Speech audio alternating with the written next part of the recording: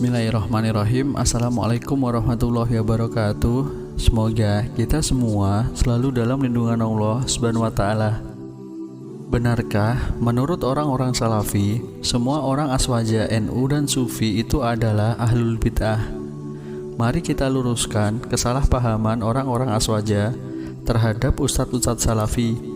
Yang pertama, semoga Allah mengikhlaskan niat kita untuk saling menasehati dalam kebaikan. Amin ya robbal alamin. Tidak semua orang yang mengamalkan amalan bid'ah akan otomatis divonis ahlul bid'ah oleh ustadz-ustadz Salafi, karena menghukumi amalannya bid'ah dan memvonis pelakunya ahlul bid'ah itu adalah dua hal yang berbeda.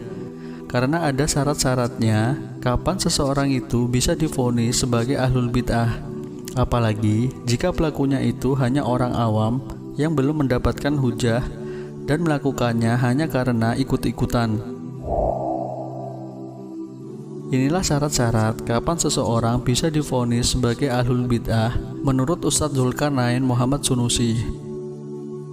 Orang bisa divonis ahlul bid'ah ketika orang tersebut mengamalkan amalan bid'ah yang besar dalam akidah, seperti kelompok Mu'tazilah, Asy'ariyah, Maturidiyah, dan kelompok-kelompok menyimpang lainnya di bab akidah, atau orang-orang yang memperbanyak amalan bid'ah di bab fikih dan membangun fanatik di sana, membangun cinta dan benci di amalan-amalan itu, dan dengan syarat mereka sudah mendapat hujah bahwa amalan tersebut adalah amalan bid'ah sesuai dalil dari Al-Quran dan Sunnah. Dan jika mereka tetap kekeh dengan keyakinan tersebut, maka mereka bisa disebut sebagai ahlul bid'ah.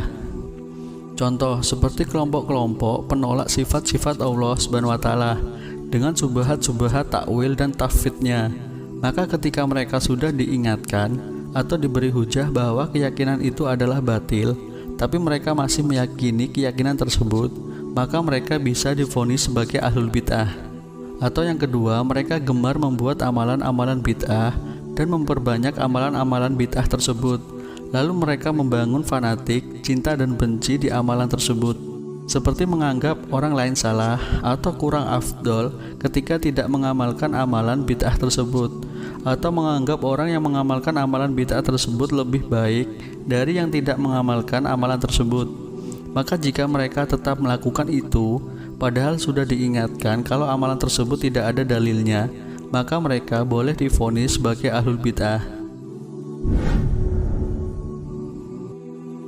Jadi kesimpulannya, tidak bisa sembarang memvonis orang ahlul bid'ah meskipun orang tersebut melakukan amalan bid'ah, karena terkadang seseorang melakukan bid'ah karena ikut-ikutan dan dia tidak pernah mendapat hujah sesuai dalil Al-Quran dan Sunnah bahwa amalan itu bid'ah, dan ini biasanya terjadi kepada masyarakat awam. Wallahu a'lam bishawab. Wassalamualaikum warahmatullahi wabarakatuh.